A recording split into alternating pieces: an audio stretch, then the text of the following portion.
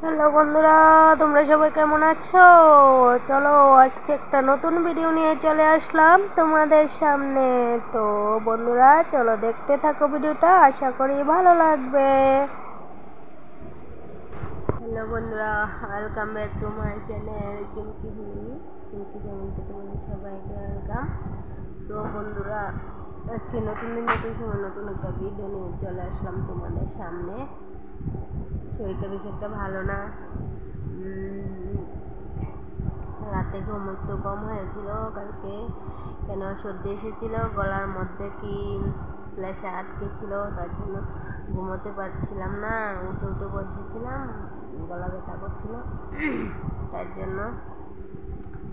তো আজকে একটা নতুন ভিডিও নিয়ে চলে আসলাম। তো ভিডিওটা বেশি একটা বড় করবো না, ছোট্ট একটা ভিডিও দিলাম, দেখতে থাকো তোমরা, আশা করি ভালো লাগবে। তো বন্ধুরা তোমরা তো জানোই, কি আর বলবো, বিয়ের পর থেকে শুধু নির্যাতন চলে যাচ্ছে। শ্বশুর বাড়িতে আসার পরেই নির্যাতন শুরু হয়ে গেছে। তো শ্বশুর বাড়িতে তুমি যত কাজ করে যেতে পারবে, যত দায়িত্ব পালন করে যেতে পারবে, ততই তুমি ভালো থাকতে পারবে, ঠিক আছে? যখন তুমি দায়িত্ব পালন করতে পারবে না, যখন তুমি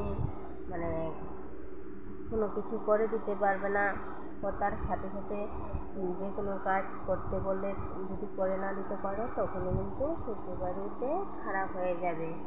তো বাবার বাড়িতে কিন্তু এরকম কোনো কারণ নেই, সেটাই বলছি আর কি। তো শ্বশুর বাড়িতে আসার পরে নির্যাতন বলতে কি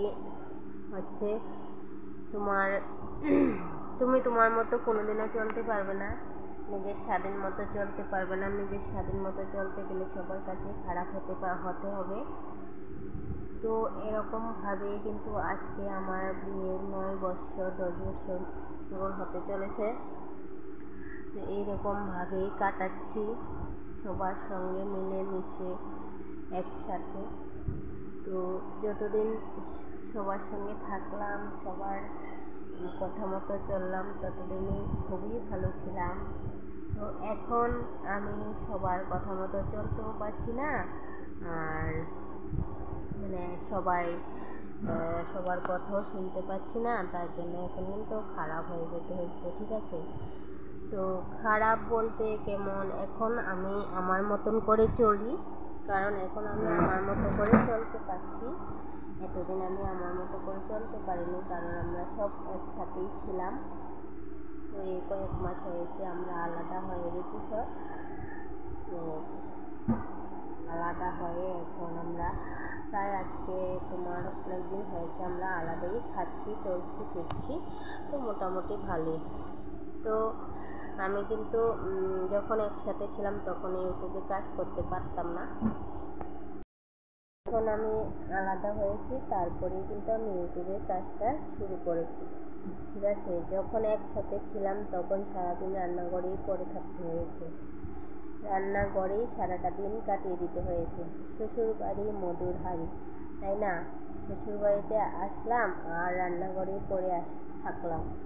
নতুন নতুন বিয়ে হয়েছে, তারপর তোমার কি আর বলবো, সকালবেলা ঘুম থেকে উঠে স্নান বান করে রান্নাঘরে যেতে হতো। এখানে গিয়ে বেলা 12টা অবধি রান্নাবান্না চলতো।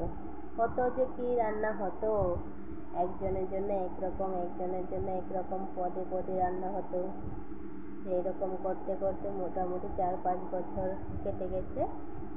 তারপরে গিয়ে আমরা আলাদা হয়েছি। তো আলাদা হওয়ার পর এখন মোটামুটি এই যে আমার শ্বশুর মশাই আছে, আর আমরা মা মেয়ে আর ওর বাবা, আমরা 4 জনের সংসার মোটামুটি ভালোই চলছে। আর এত রান্না করি না তা কোনো না, তবে আমি রান্না বেশি জানিও না, পারিও না। যতটা পারি ওরা খেয়ে নেয়, ওরা পারে খেতে, ততটাই আমি করি।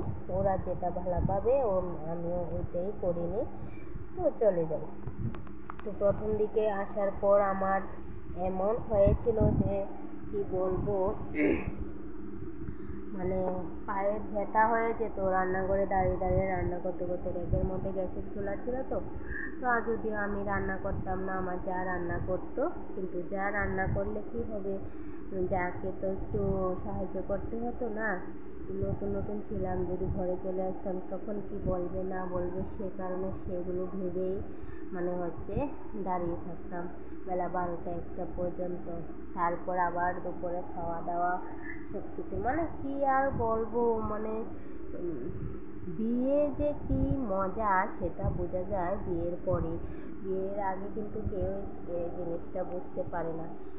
বিয়ের পরেই সবাই বুঝে যে বিয়ে কতটা মজা। তো আজকে আমার শরীরটা বেশ একটা ভালো না, চোখ মুখ দেখে তোমরা বুঝতে পারবে হয়তোবা। তো সেটাই। তো তোমাদের দাদাভাই আজকে রান্না বান্না সব কিছু করেছে, আমি ঘুমিয়েছিলাম। তো ওষুধ খাওয়ার পর এখন একটু উঠে বসতে পারছি, তার জন্য তোমাদের সঙ্গে একটু ভিডিও শ্যুট করছি। শ্বশুর বাড়িতে তোমার যদি হাজব্যান্ড ভালো হয় তাহলে মনে করবে তুমি খুব সুখী, আর যদি মনে করো হাজব্যান্ড ভালো না তাহলে কিন্তু তুমি কি বলবো, তুই অসুখী। হাজব্যান্ড ভালো হলেই আর শ্বশুরবাড়িতে অন্য কেউ ভালো হোক বা না হোক, সেটা বেশি একটা না, কিন্তু হাজব্যান্ড ভালো হতে হবে। তবে আমার হাজব্যান্ড খুবই ভালো, খুবই ভালো। তো তার জন্য আমি চলে যেতে পারছি। বাড়ির লোকও সবাই খুবই ভালো, ভালো, সবাই ভালো। কেউ কি বলতে চাই যে কেউ খারাপ? তো সবাই সবার মতো করে চলে, আমি আমার মতো করে চলি। তো আমি আমার মতো করে চলতে গিয়ে না সবার মন থেকে সবাই ভাবে সারাক্ষণ কী করি আমি মোবাইল নিয়ে, এই সেই এরকম ভাবে। তো কি আর করব, আমার যা একটা স্বপ্ন, দেখা যাক স্বপ্ন পূরণ হয় কিনা। তো সে কারণেই আমি করছি। তো এ হচ্ছে ব্যাপার। যদি একসাথে থাকতাম তবে কোনোদিনও আমি এখানে কাজ করতে পারতাম না। কেননা কাজ করতে পারতাম না, এখন যেভাবে আমি মোবাইল নিয়ে সারাটা দিন বসে থাকি বা যখন সময় পাই তখনই আমি মোবাইলটা হাতে থাকে আমার। যখনই যে আসে তখনই দেখে আমার হাতে মোবাইলটা। তো একসাথে যদি থাকতাম এরকম করতাম তাহলে এতদিনে কিন্তু অনেক ঝগড়া অশান্তি এসব হয়ে যেত। আমি জানি এসব হয়ে যেত, ঠিকই হয়ে যেত। কিন্তু এখন আমি বিন্দাস আছি, বিন্দাস চলছি, বিন্দাস আমার মতন করে আমি কাজ করতে পারছি। কেননা একসাথে যখন ছিলাম তখন বলছি না, রান্নাঘরেই ছিল। কি আর বলবো, আগেও ছিল রান্নাঘর, পরেও ছিল রান্নাঘর, রাত্রিও 11টা 12টা অবধি রান্নাঘরেই ছিল। বেশিরভাগ সময়টায় রান্নাঘরেই কাটাতাম। তো ভাবতাম যে বিয়ে করলেই মনে হয় এরকম জ্বালা। তো এখন দেখছি না, ঠিকই আছে। বড় সংসার ছিল তো তখন, তার জন্য রান্নাবান্নাও বেশি হতো। আর এখন তো ছোট সংসার হয়ে গেছে, রান্নাবান্নাও কম হয়ে গেছে, তার জন্য সময়টা এখানে বেঁচে যাচ্ছে। তখন তো এখানে 2জন 3জন মিলে কাজ করতাম, তাও মনে হতো যেমন কাজই শেষ হচ্ছে না। তারপর ছিল ছোট বাচ্চা, অনেক কষ্ট হতো। এখন মোটামুটি ভালোই চলছি, বিন্দাস চলছি। তো ভিডিওটা দিচ্ছি, ঠিক আছে। অন্য ভিডিও শ্যুট করতে ইচ্ছে করছে না, তার জন্য এটা দিলাম। কেননা কি বলবো, ভিডিও করতে ইচ্ছে করে না, ডলার পড়ার কিছুই পূরণ হচ্ছে না, তো তার জন্য ভালো লাগছে না। আর যদিও বা নিজে সাপোর্ট করতে পারছি না, তার জন্যই হচ্ছে না। তো কি আর করবো, এইভাবেই চলছি। দেখা যাক কোথায় গিয়ে দাঁড়াতে পারি। তো তোমরা সবাই যারা নতুন বন্ধুরা আমার ভিডিওটা দেখছো সবাই সাবস্ক্রাইব করে পাশে থেকো, পাশের বেলটা অন করে দিও। যখন আমি ছোটোখাটো ভিডিও দেবো তখন তোমাদের কাছে পৌঁছে যাবে। আর কি বলবো, পুরাতন বন্ধুদেরকে তো অনেক অনেক ভালোবাসা। তোমরা লাইক কমেন্ট শেয়ার সাবস্ক্রাইব করবে। সবাই ভালো থাকবে, সুস্থ থাকবে। ভিডিওটা কেমন হলো কমেন্টে জানাবে।